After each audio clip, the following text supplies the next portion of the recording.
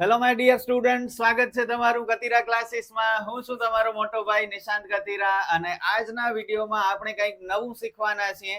એક નવી exercise 4.3 start કરશું, જેમાં ટોટલ 4 સમ્સ છે.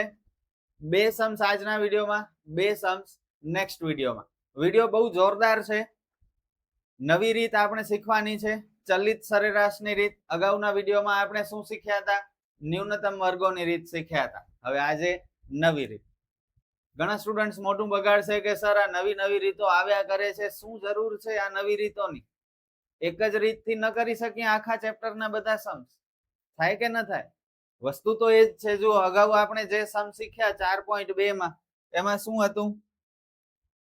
વર્ષ આપેલા હતા અને કેટલીક કિંમતો હતી, અને એના આધારે આપણે ન્યૂનતમ વર્ગોની રીતથી કિંમતો શોધતા હતા, બી શોધતા હતા, એ શોધતા હતા અને છેલ્લે અનુમાન કરતા હતા. ઓકે, સમયના આધારે માહિતી આપેલી હોય. તો આ વિડીયોમાં પણ, આ સ્વાધ્યાય 4.3 માં પણ સેમ એ જ વસ્તુ છે. વર્ષ આપેલા છે અને કેટલીક કિંમતો આપેલી છે. તો આ સમ પણ આપણે ન્યૂનતમ વર્ગથી ની રીતથી કરી જ શકીએ છીએ. તો ચલિત સરેરાશની રીત શા માટે? કેટલું નવું નવું શીખીએ અમે, કેટલું યાદ રાખીએ. આમ કઈ થોડી ચાલતું હોય. અત્યાચાર છે કે નહીં તમારા ઉપર? પણ સમજો, હવે જે હું કહીશ ને એ તમારા માટે સમજવું જરૂરી છે. બંને રીત શા માટે અલગ અલગ અસ્તિત્વમાં આવી, એની પાછળ કોઈ કે જે નવી રીત બનાવી હશે એ કારણથી બનાવી હશે ને, કંઈક સમજી વિચારીને કામ કર્યું હશે એને. આ ચલિત સરેરાશની રીત જ્યારે એને લાવી હશે, શોધી હશે ત્યારે. તો જુઓ, હવે જે હું કહીશ ને શાંતિથી સાંભળજો. 2-3 મિનિટ થઈ શકે, 5 મિનિટે થઈ શકે. ઉદાહરણ સાથે તમને સમજાવીશ કે Y this new method is necessary to understand ચલિત સરેરાશની રીત.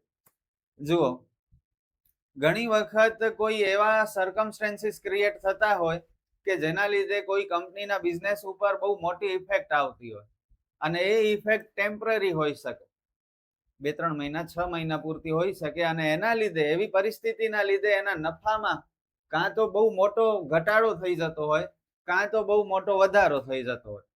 પણ એ લોંગ લાસ્ટિંગ ન હોય, ટેમ્પરરી હોય. પરમેનન્ટલી એવી ઇફેક્ટ રહેવાની નથી. થોડા સમય પછી બધું પાછું પહેલાની જેમ નોર્મલ થઈ જવાનું છે. તો એવી પરિસ્થિતિ જ્યારે ઉદ્ભવે અને આપણે અન્ય કોઈ મેથડથી, જેમ કે ન્યૂનતમ વર્ગોની રીતથી જો આપણે કેલ્ક્યુલેશન કરીએ અને જે આન્સર મળે એ આન્સર આપણને સાચી પરિસ્થિતિ દર્શાવે નહીં. એટ ધેટ ટાઈમ આપણે આ ચલિત સરેરાશની રીતનો ઉપયોગ કરવો પડે. તમે કહેશો સર આ શું કહો છો, કંઈ ખબર નથી પડતી, બધું ઉપરથી જાય છે. એવી રીતે કેવી પરિસ્થિતિ હોય કે કંપનીના નફામાં ઓચિંતાનો ઘટાડો થઈ જાય કે ઓચિંતાનો વધારો થઈ જાય? થાય કે નહીં? ઉદાહરણથી સમજાવું. ધારો કે અત્યારે જ એક એવી સિચ્યુએશન છે આખી દુનિયામાં, માત્ર આપણી પાસે નહીં, આખી દુનિયામાં અમેરિકા અને ઈરાનનો યુદ્ધ ચાલુ છે. બરોબર, ઘણા સમયથી 3-4 મહિનાથી આ યુદ્ધ ચાલુ છે અને હજી કેટલું ચાલશે નોબડી નોઝ. ઓકે, હવે જ્યારે યુદ્ધ સ્ટાર્ટ થયું એટ ધેટ ટાઈમ ઇન્ટરનેશનલ માર્કેટમાં ક્રૂડ ઓઇલનો જે રેટ હતો એ કેટલો હતો? $60 થી $70 વચ્ચે પર બેરલ.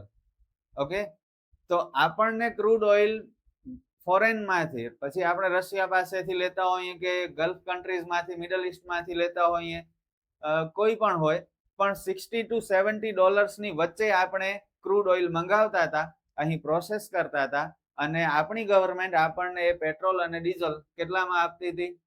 94-95 રૂપિયામાં આપણને મળતું હતું.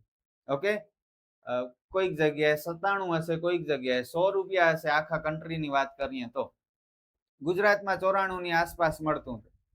બરોબર, હવે એના લીધે જે ઓઇલ માર્કેટિંગ કંપનીઝ છે, જેની પાસેથી આપણે પેટ્રોલ ડીઝલ લઈએ છીએ, ભારત પેટ્રોલિયમ હોય, HPCL હોય, ભારત પેટ્રોલિયમ એટલે BPCL, HPCL, નાયરા હોય, IOC હોય, આ બધા પેટ્રોલ પંપ તમને ખ્યાલ છે, રિલાયન્સનું હોય.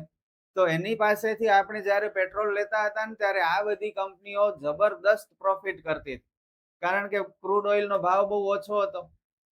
ઇન્ટરનેશનલ લેવલ ઉપર $60 to $70 હતો, અને આપણને આપતા હતા 94 રૂપિયામાં, જેમાં ઘણો બધો પ્રોફિટ કમાતી હતી.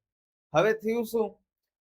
યુદ્ધ સ્ટાર્ટ થઈ ગયું અમેરિકા ઈરાનનું, જેના લીધે જે ઓઇલ સપ્લાય જે જગ્યાએથી થતી હતી, હોર્મુઝની ખાડી, એ જગ્યાએથી એ જગ્યા બંધ થઈ ગઈ અને ઘણા બધા શિપ્સ ત્યાં ફસાઈ ગયા, આવા જવાનો રસ્તો બંધ થઈ ગયો. એટલે ત્યાંથી જે તેલ આવતું હતું ક્રૂડ ઓઇલ, પછી એ એલપીજી હોય કે ક્રૂડ ઓઇલ હોય કે કંઈ પણ હોય, એ આવવાનું બંધ થઈ ગયું અને આવતું તો બહુ ઓછું આવતું, જેના લીધે પેટ્રોલ ડીઝલની કિંમતો બહુ વધી ગઈ, ક્રૂડ ઓઇલની કિંમતો બહુ વધી ગઈ ઇન્ટરનેશનલ માર્કેટમાં અને $100 ઉપર નીકળી ગઈ હતી, $115 સુધી પહોંચી ગઈ. હવે વિચાર કરો, જે કંપની $60 ને $70 વચ્ચે ક્રૂડ ઓઇલ ઇન્ટરનેશનલ માર્કેટમાંથી લઈ અને આપણને અહીં વેચતી હતી અને જોરદાર નફો કરતી હતી, એ જ કંપની હવે એ જ ક્રૂડ ઓઇલ 100 થી ઉપરના ડોલરમાં પરચેસ કરી અને એને રિફાઇન કરીને આપણને પેટ્રોલ ડીઝલ એ જ ભાવમાં આપશે, 94 રૂપિયામાં કે 95માં, તો શું થશે? સ્વાભાવિક છે કે જે કંપની છે પેટ્રોલ વાળી, એ મોંઘા ભાવમાં ખરીદે છે ને આપણને તો એ જ ભાવમાં આપે છે. ભાવ એને પેટ્રોલનો વધાર્યો નહીં, પાછળથી ભલે વધાર્યો પણ પહેલા ન વધારે. ઓકે, બંગાળ ઇલેક્શન હતા, સમજો આ બધી વસ્તુ. ગવર્મેન્ટને બંગાળમાં જીતવું હતું એટલે પેટ્રોલના ભાવ નથી વધારતી, વધારી નાખે તો પબ્લિક અગેન્સ્ટમાં આવી જાય. તો આ રાજકારણને સાઈડમાં મૂકીએ, પણ ઊંચા ભાવે ક્રૂડ ઓઇલ ખરીદી અને આપણને તો એ જ ભાવમાં આપતી હતી, એટલે એ કંપનીનો નફામાં શું થઈ ગયો? જબરદસ્ત ઘટાડો થઈ ગયો. ઓકે, હવે આ ઘટાડાના લીધે એના આંકડા ખરાબ થઈ ગયા, financial statement, profit and loss, આ બધું બેલેન્સ શીટ આ બધી ખરાબ થઈ ગઈ. અને કોઈ જોશે તો કહેશે કે આ કંપની તો સારી જરાય નથી, તો ઘણું બધું નુકસાન કરે છે. સમજાય છે શું કહેવા માંગુ છું? જો એક આખો ઓવરઓલ સિનારીઓ તમને કહું છું. હવે આ પરિસ્થિતિ તો ટેમ્પરરી છે યુદ્ધની, પાછું બધું નોર્મલ થઈ જશે, પાછા ક્રૂડના ભાવ નીચે આવી જશે, આવી પણ ગયા હતા ઇનફેક્ટ $75 પાસે આવી ગયા હતા $110 માંથી, ફરી પાછા વધ્યા પણ છે હમણાં છેલ્લા 3-4 દિવસમાં. તો આ બધી પરિસ્થિતિ જ્યારે નોર્મલ થઈ જશે, એટ ધેટ ટાઈમ પાછી આ જે ક્રૂડ ઓઇલ ઓએમસી જેને કહેવાય, ઓઇલ માર્કેટિંગ કંપની, એ લોકો પાછી જોરદાર નફામાં આવી જશે. સમજાણું? કારણ કે એ લોકોને પાછો સસ્તો મળશે ફ્યુચરમાં, અને એક વખત આપણા દેશમાં કોઈ વસ્તુના ભાવ વધે પછી ઘટે નહીં. 100 ઉપર પહોંચી ગયા છે તો હવે કઈ ભાવ ઘટશે તો એ નીચે નહીં આવે, તો એને તો પેલા કરતા વધારે નફો થઈ જશે. તો લોંગ ટાઈમમાં જોશું, 8-10 મહિના કે 1-2 વર્ષ પછી તો ફરીથી એ કંપની જોરદાર બની જશે, પણ અત્યારે એ કંપનીની પરિસ્થિતિ સારી નથી. તો આ બધું જે વસ્તુઓ થાય છે એને જો સરળતાથી અને બેલેન્સ રીતે સમજવી હોય, જાણવી હોય, કંપનીનો વલણ જાણવું હોય, ટ્રેન્ડ જાણવું હોય, એટ ધેટ ટાઈમ ન્યૂનતમ વર્ગની રીત કામ આવે નહીં.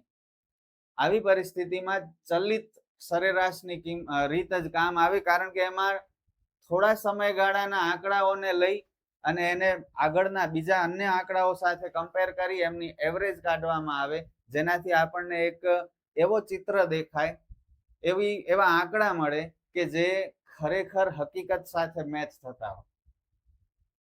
સમજાણું? અત્યારે જો તમે જોશો, અત્યારે જ રિઝલ્ટ આવ્યા ફર્સ્ટ ક્વાર્ટરના, એમાં બધી ઓઇલ માર્કેટિંગ કંપનીએ જબરદસ્ત લોસ બુક કર્યો છે, લોસ થયું છે. તો હવે કોઈ તમારા જેવો સ્ટુડન્ટ એ કંપનીના આંકડા જોશે તો એને તો એમ જ લાગશે કે આ કંપની તો બેકાર છે, એને બિઝનેસ કરતા નથી આવડતું. પણ એ જ કંપનીના તમે 6 મહિના પહેલાના રિઝલ્ટ જોશો તો હજારો કરોડનો પ્રોફિટ થતો હતો. તો આ ટેમ્પરરી સિચ્યુએશનના લીધે કોઈ કંપની ઉપર બહુ ડ્રામેટિકલી ઇફેક્ટ થતી હોય તો એ ઇફેક્ટની અસર દૂર કરવા માટે ચલિત સરેરાશની રીતનો ઉપયોગ થાય છે. આઈ હોપ કે હવે તમને સમજાણું હશે. ઓકે, હવે આપણે સમ સ્ટાર્ટ કરીએ, અને પહેલા આ સમ પૂરો થવા દો, પછી હજુ તમને ક્લિયર કરીશ કે ચલિત સરેરાશની રીત કેવી રીતે વધારે આપણને ઉપયોગી થઈ શકે જ્યારે અનસ્ટેબલ હોય, સ્ટેબિલિટી ન હોય એટ ધેટ ટાઈમ. હવે જુઓ, અહીં એક કંપનીના વેચાણની માહિતી પરથી 3 વર્ષીય ચલિત સરેરાશ વડે વલણ મેળવવાનું છે. એક કંપનીનો અલગ અલગ વર્ષનું વેચાણ આપેલું છે. 2006 માં 3 લાખ, આ 10 લાખ છે, એટલે 3 ગુણ્યા 10 લાખ 30 લાખનું વેચાણ હતું. 2007 માં વધી ગયું 40 લાખ થઈ ગયું. આપણે કહેશું કે ભાઈ જોરદાર છે કંપની, તો 40 ના 80 થઈ ગયા. એક વર્ષમાં ડબલ થઈ ગયો સેલ. વિચાર તો કરો, જે બધા માટે પોસિબલ ન હોય, બધી કંપની એક વર્ષમાં સીધો ડબલ થઈ જાય, એટલી બધી ગ્રોથ આવવી મુશ્કેલ છે. પછી જુઓ 80 લાખના 60 લાખ ઉપર આવી ગયા. હવે કોઈ આ વર્ષમાં આ કંપનીને કમ્પેર કરશે તો એને એમ જ લાગશે કે આ તો કંપનીનો નફો ઘટી રહ્યો છે, કંપની સારી નથી. વળી જુઓ વધ્યો, પછી જબરદસ્ત વધ્યો, વળી ઘટી ગયો, વળી વધ્યો, વળી જોરદાર વધ્યો, વળી ઘટ્યો. તો બહુ ફ્લક્ચ્યુએશન્સ છે. આ ફ્લક્ચ્યુએશન્સ ઉપરથી તમે એમ કહી શકો કે આ કંપની તો રિસ્કી છે, આ કંપની ઉપર ભરોસો થાય નહીં. શું થાય, કાલ સવારે પાછો જોરદાર પ્રોફિટ ઘટી જાય તો, સેલ ઘટી જાય તો, એટ ધેટ ટાઈમ ચલિત સરેરાશની રીતથી આપણને આ કંપની વિશે જે માહિતી મળે એ સાચી માહિતી મળે. અત્યારે આપણને નથી સમજાતું કે આ કંપની કેવી છે, સારી છે કે ખરાબ છે. તો હવે આખો સમ થઈ જશે પછી હું તમને કહીશ કે જો આવી રીતે જો આપણે કરીએ ને તો કંપનીની સ્ટેબિલિટી શું છે એ ખબર પડે, ફ્યુચર એનું કેવું છે એ ખબર પડશે. ઓકે, હવે એના માટે તમારો બોર્ડ બંધ થઈ ગયો, થોડી વાર યુઝ ન થયો એટલે 2 મિનિટ વેઇટ કરજો. ભલે, ચલો હવે બધું સેટ છે, થઈ ગયો છે, બોર્ડ પણ ચાલુ. અને ફર્સ્ટ સમ કરીએ પછી હજી થોડું એક્સપ્લેનેશન તમને આપીશ. અને જો આ બધી વાતો હું કરું છું તમને એમ કે સરે તો 10 મિનિટ બગાડી નાખી, પણ મને એમ થયું કે યાર તમને સમજાવું કે સાચા અર્થમાં આપણે જે ભણીએ છીએ, જે શીખીએ છીએ એ કેવી રીતે ઉપયોગમાં લઈ શકીએ, આ બધું શા માટે ભણીએ છીએ એ મને કહેવાનું મન થયું, એટલે તમારી 10-12 મિનિટ મેં લીધી છે. ઓકે, હોપફુલી તમને ગમ્યું હશે આ બધું. અને જો ગમ્યું હોય તો પ્લીઝ સપોર્ટ કરજો આપણી ચેનલને, લાઈક કરજો અને શેર કરવાનું ભૂલતા નહીં, જેથી વધારે સ્ટુડન્ટ્સ આવું એજ્યુકેશન મેળવી શકે જે માત્ર આપણી ચેનલ ઉપર જ મળે છે. બાકી બધી જગ્યાએ તમને આ વિડીયો બનાવશે, સમજાવશે, શીખવાડશે, બહુ સારું શીખવાડશે. હું કોઈને ક્રિટિસાઇઝ નથી કરતો, પણ એની પાછળનું રીઝન જે સમજાવવું જોઈએ એ બહુ ઓછા એજ્યુકેટર્સ હશે જે આટલું ડીપમાં જશે, ઊંડાણપૂર્વક તમને સમજાવશે. ઓકે, તો સ્ટાર્ટ કરીએ એક સરસ મજાના સુવિચાર સાથે. Some walks you have to take alone. ક્યારેક એકલા ચાલવું પડશે. જ્યારે તમે સાચા હો અને તમને એમ થતું હોય કે કોઈ મારા સપોર્ટમાં નથી, તો ભલે એકલા છો, આગળ વધો, લડો પોતાના હકની લડાઈ, સફળતા મળશે. કુદરત તમારી સાથે છે, ઈશ્વર તમારી સાથે છે, અલ્લાહ તમારી સાથે છે, પણ હાર નહીં માનતા. ક્યારેક એકલા ચાલવું પડશે જુઓ જીવનમાં, બરોબર? અને એ જે લડાઈ તમે જીતશો ને પછી જે તમારી અગેન્સ્ટમાં હતા ને બધા તમારી સાથે થઈ જશે. Believe me. આગળ વધીએ, ચલો. એક કંપનીના વેચાણ 10 લાખ રૂપિયામાં નીચેની માહિતી પરથી 3 વર્ષીય ચલિત સરેરાશ વડે વલણ મેળવો. 3 વર્ષીય ચલિત સરેરાશ છે. 2 ખાના આપેલા છે. કેટલા ખાના વાળો કોષ્ટક જોઈએ? તો જ્યારે 3 વર્ષીય કે 5 વર્ષીય ચલિત સરેરાશ હશે ત્યારે 2 ખાના ક્વેશ્ચનના, ત્રીજો ખાનો ટી, ચોથો ખાનો 3 વર્ષીય ચલિત સરવાળો અને 5મો ખાનો સરેરાશ વલણ. તો 5 ખાના વાળો કોષ્ટક જોઈશે. ઓલરેડી મેં બનાવી રાખ્યો છે. પેલા 2 ખાના જે રકમના હતા એ જ મેં લખ્યા છે, નવું કંઈ નથી લખ્યું, તમારી સામે લખીશ. ઓકે, ત્રીજો ખાનો કયો કીધો તો મેં? ટી. ચોથો ખાનો કયો કીધો તો? 3 વર્ષીય ચલિત સરવાળો. ઓકે, અને 5મો ખાનો 3 વર્ષીય ચલિત સરેરાશ વલણ. બરોબર, જુઓ ક્વેશ્ચનમાં શું પૂછ્યું છે? 3 વર્ષીય ચલિત સરેરાશ વડે વલણ મેળવો. હવે સમયમાં તમને ખ્યાલ છે શું કરવાનું? 1 2 3 4 5 6 એમ નામ આપી દેવાના, નંબર આપી દેવાના. કેલ્ક્યુલેશન બહુ સિમ્પલ છે.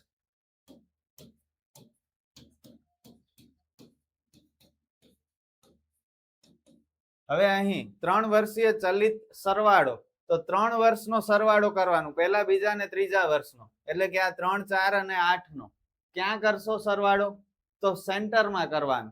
તો 1 2 અને 3, આ 3 ખાનામાં વચ્ચેનો ખાનો કયો?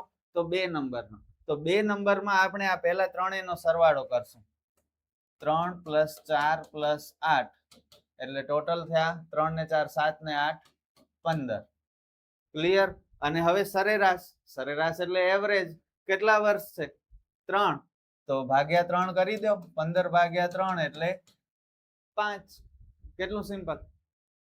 આવી જ રીતે કરવાનું છે. ચલો આગળ વધીએ. હવે શું કરશું? હવે આપણે નેક્સ્ટ 3 યર્સ, નેક્સ્ટ 3 એટલે આ પહેલો વર્ષ કાઢી નાખો. બીજા, ત્રીજા અને ચોથા વર્ષની જે કિંમતો છે એનો સરવાળો, એટલે કે 4, 8 અને 6 નો સરવાળો. હવે તમે આને બે રીતે લખી શકો. આમ પણ લખી શકો છો. 4 ને 8 12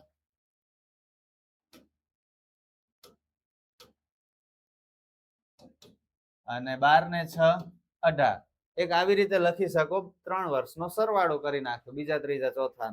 અથવા આને તમે આવી રીતે લખી શકો. જો આ ટોટલ માંથી 15 માંથી પહેલો વર્ષ દૂર કરી નાખો, 3 ને કાઢી નાખો, એના બદલે ચોથો વર્ષની કિંમત એડ કરી નાખો, એટલે કે 6 ને ઉમેરી દો. તો 15 ને 3 12, સોરી 15 - 3 12, 12 ને 6 18. તો એ સેમ જ આવશે. હવે તમારી મરજી કે ભાઈ આ ટોટલ માંથી ઉપરવાળી કિંમત બાદ કરીને નીચેવાળી કિંમત ઉમેરવી છે કે પછી રેગ્યુલર જેમ અહીં કર્યું હતું એમ 2, 3 ને 4 વર્ષની કિંમતો પ્લસ કરવી છે. It's up to you. બંને કરેક્ટ છે, માર્ક નહીં કપાય. ઓકે, તો અત્યારે હું આમ કરું છું, પણ જ્યારે 5 વર્ષ ને 4 વર્ષ ને હશે ને તો આનામાં થોડું વધારે લખાણ થઈ જશે. પ્લસ માઇનસ કરશું તો જલ્દી થઈ જશે. ઓકે, અત્યારે તો આ નોર્મલ છે તો આમ જ કરીએ આપણે. 18 ભાગ્યા 3 એટલે 6. હવે કયા વર્ષની એવરેજ સરવાળો કરશું? 3, 4 ને 5 નો, એટલે કે 8 + 6 + 7. 8 ને 6 14, 14 ને 7 21.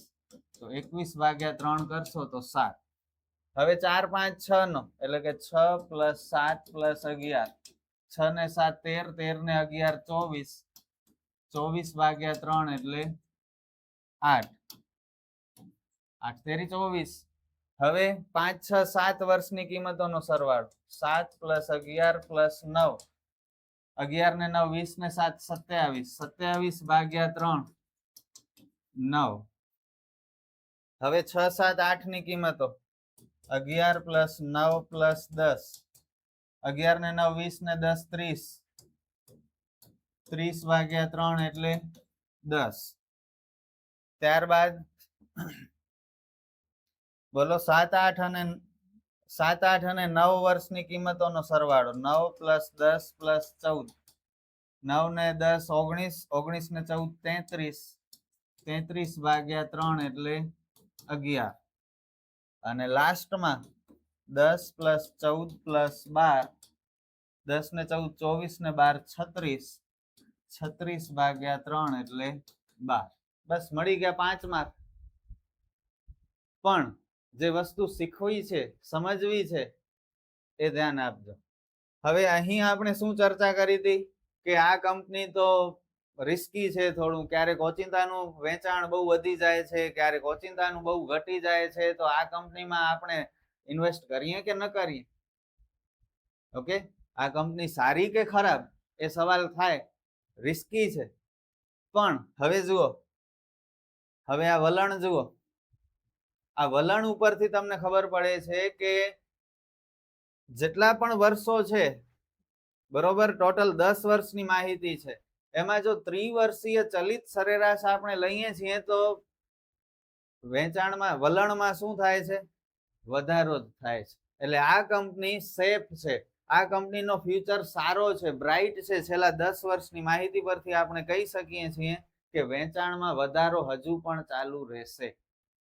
ઓકે, દર વર્ષે વધ્યો છે. જુઓ, એક પણ વર્ષમાં નથી ઘટ્યો. આનો ટ્રેન્ડ, વલણ એટલે ટ્રેન્ડ. વલણ ઓછું ખબર પડશે, ટ્રેન્ડ થી જલ્દી સમજી જશે. તો આનો ટ્રેન્ડ એમ કે છે કે એવરી યર સેલ્સ ઇન્ક્રીઝ જ થાય છે, અને સેલ વધે તો પ્રોફિટ વધે. હવે ખબર પડે છે શા માટે ભણીએ છીએ? જો હું પૂરી ટ્રાય કરું છું તમને કન્વિન્સ કરવાની, તમને સમજાવવાની બધું, કે તમે લોકો રિયલમાં સાચા અર્થમાં બધી વસ્તુઓ સમજી શકો એના માટે. તો પ્લીઝ શીખજો યાર. ઓકે, અમુક સ્ટુડન્ટ્સ પણ ધ્યાન આપીને આ બધું સમજશે ને શીખશે ને તો મારી મહેનત મને એમ થશે કે ભલે હું મહેનત કરું છું.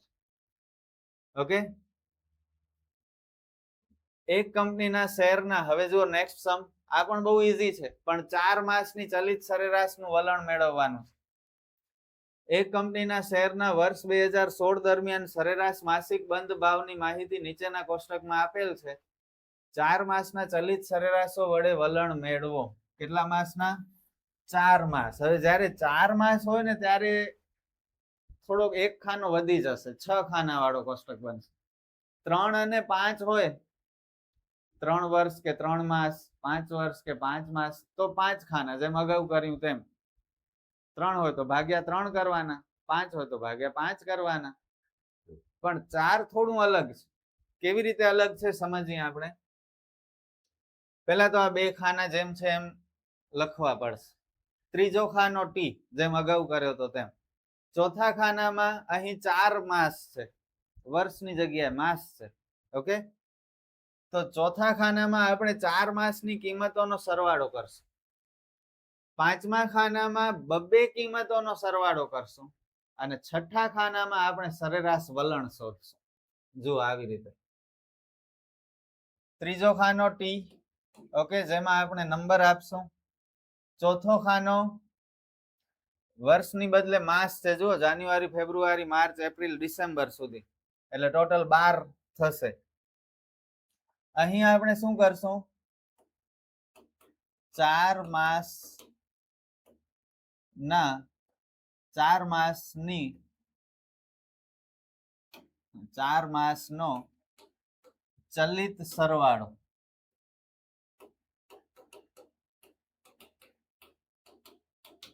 ચાર માસના શેરના ભાવનો ચલિત સરવાળો.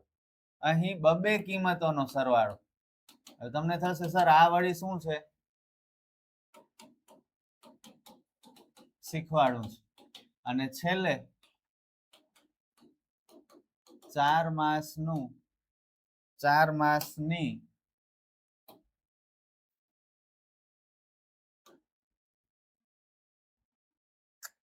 માસનું ચલિત સરેરાશ વલણ. ઓકે, હવે જુઓ, સૌથી પહેલા તો ટાઈમ આપણે લખી લઈએ. 1 2 3 4 5 6 7 8 9 10 11 12. અહીં ખાસ ધ્યાન રાખજો, વચ્ચે એક લાઈન ખાલી રાખજો નોટબુકમાં જ્યારે આ દાખલો ગણો ત્યારે. 4 મહિના વાળો. ઓકે, 4 માસ હોય, 4 વર્ષ હોય, એટ ધેટ ટાઈમ 2 નંબર્સની વચ્ચે એક લાઈન ખાલી રાખજો, નહીતર ખીચડો થઈ જશે, કાંઈ સમજાશે જ નહીં, ચોકડા મળશે. ભલે, ચલો હવે પહેલા તો આપણે આ 4 વર્ષનો સરવાળો કરી. ઓકે, 4 માસનો ચલિત સરવાળો કરવાનો છે, તો 4 માસનો જે શેરના ભાવ છે એનો સરવાળો, પણ ક્યાં કરશું? સેન્ટરમાં કરશું, જેમ અગાઉ કર્યું તું એમ. તો પહેલા 3 1 2 3 હોય તો એનો સેન્ટર 2 થાય, તો 2 પાસે લખી શકીએ. પણ અહીં 1 2 3 4 છે, તો સેન્ટર ક્યાં આવે? તો 2 અને 3 ની વચ્ચે આવે. આ 2 અને 3 ની વચ્ચેની જે ખાલી જગ્યા છે, એક લાઈન ખાલી રાખી છે, ત્યાં તમે સરવાળો કરો. હવે ખબર પડી શા માટે એક લાઈન ખાલી રાખવાનું કહેતો હતો. કરો આ ટોટલ. 253 plus 231 plus 350 plus 261, 1095. અહીં હમણાં નહીં લખાય, એના માટે હજુ એક લાઈન આગળ વધવું પડશે. હવે આ પહેલાને મૂકી દો અને એના બદલે 5માની કિંમત લઈ લો, એટલે આ ટોટલમાંથી, હવે તમારી મરજી, આ બીજા, ત્રીજા, ચોથા ને 5મા વર્ષની કિંમતનો, બીજા, ત્રીજા, ચોથા ને 5મા માસની કિંમતનો આની જેમ સરવાળો કરશો તોય ચાલશે, અથવા આ 1095 માંથી પહેલો વર્ષની કિંમત, પહેલા મહિનાની કિંમત કાઢી નાખો અને 5મા મહિનાની કિંમત ઉમેરી દો, તોય થઈ જશે. આ આવી રીતે ટ્રાય કરી. અગાઉ આપણે સરવાળો કર્યો તો અત્યારે માઇનસ પ્લસ કરી. બંને રીત તમને આવડવી જોઈએ, કન્સેપ્ટ ક્લિયર થવા જોઈએ. 1095 માઇનસ 253 પ્લસ 262 1104. ઓકે, હવે આ 1104 માંથી સૌથી ઉપરનો વર્ષની કિંમત મહિનાની કિંમત બાદ કરી દો. એટલે કે કઈ કિંમત બાદ કરશો? આ 231 બાદ કરી દો અને નવી કિંમત ઉમેરી દો 266. એટલે જુઓ 3, 4, 5 ને 6 આ 4 મહિનાની કિંમતો મળી ગઈ. ઓકે, આ થશે 1139.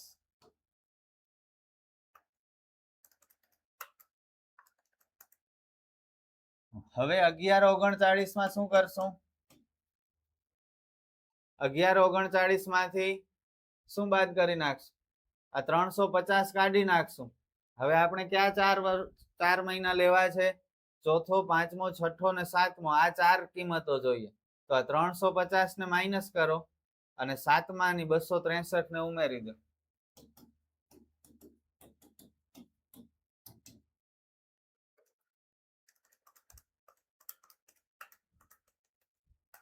$1052. હવે ક્યાં 4 મહિના જોઈશે? બોલો. આ 5, 6, 7 અને 8 આ 4 મહિનાની કિંમતો આપણને જોઈશે. બરોબર? તો આ 261 ને આપણે દૂર કરવું પડશે 1052 માંથી.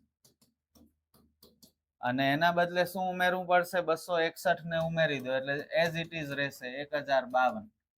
અહીંથી 261 નીકળે, અહીં ઉમેરાઈ ગયા. હવે આ 1052 માં આ 262 કાઢી નાખો. એના બદલે આ 281 ઉમેરી દો. આમ અઘરું લાગતું હોય તો વારાફરતી 4, 4 નો સરવાળો કરી લેજો. બરોબર? એમ પણ ચાલશે.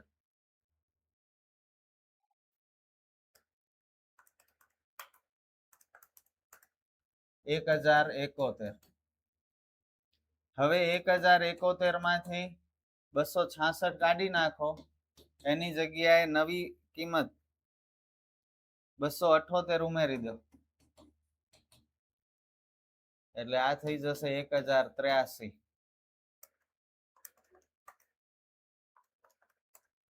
હવે 1083 માંથી શું બાદ કરી નાખીએ? 263 કાઢી નાખીએ. એની જગ્યાએ 278 ઉમેરી દઈએ એટલે આ થશે 1098. અને 1098 માંથી શું બાદ કરી નાખીએ? આ 261 કાઢી નાખીએ અને આ છેલ્લા 272 ઉમેરી દઈએ.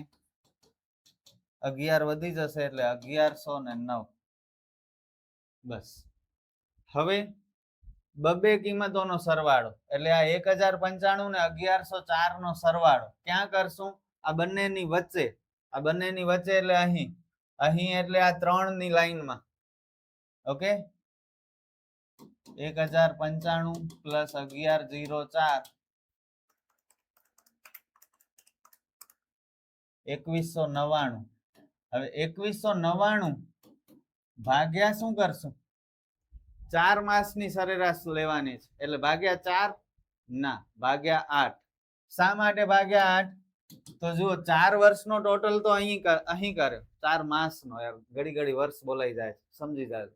4 મહિનાનો ટોટલ અહીં કરે, વળી આ બીજા 4 મહિનાનો ટોટલ કરે અને આ બંનેના ટોટલ ને આપણે ભેગો કરી નાખ્યો એટલે આ જે 2199 નંબર છે એ કેટલા મહિનાનો છે? 8 મહિનાની કિંમતોનો છે. સમજી શકો છો? એટલે આપણે આને ભાગ્યા 8 કરશું. આટલું કરશે. કઈ અઘરું નથી, બધું સિમ્પલ છે, ઈઝી છે. 274.875 274.88 પણ કરી શકો તમે, તમારી મરજી. હવે આ બે નંબર 1104 પ્લસ 1139 2243 ભાગ્યા 8 કરવું પડશે. 1139 plus 1052 2191 1052 plus 1052 2104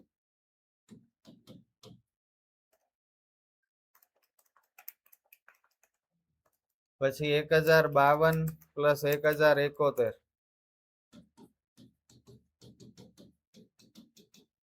2123, 1071 plus 1083, 2154, 1083 plus 1098, 2181, 1098 plus 1109,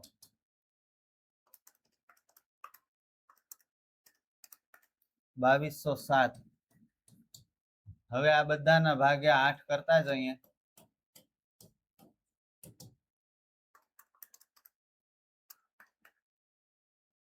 $280.375,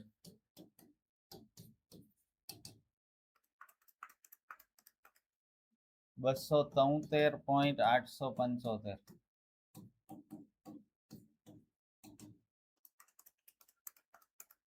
263,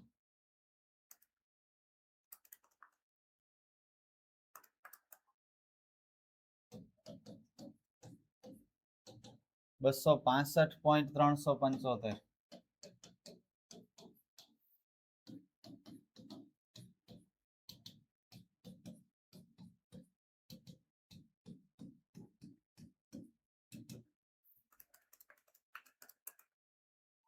269.25, 272.625 અને 275.875. બસ. તો આ સાથે આ સમ પણ પૂરો. અને 5 માર્કમાં આ પૂછાવાની પૂરેપૂરી શક્યતા છે. પણ ખબર હોવી જોઈએ તમને કે આપણે જે ભણી રહ્યા છીએ એ શા માટે ભણી રહ્યા છીએ. ઓકે, વિડીયો કેવો લાગ્યો એ મને કમેન્ટમાં જરૂર જણાવજો. આપણે ફરી મળશું નેક્સ્ટ વિડીયોમાં બાકીના 2 સમ સાથે. ત્યાં સુધી મહેનત કરતા રહ્યો, શીખતા રહ્યો. Good bye.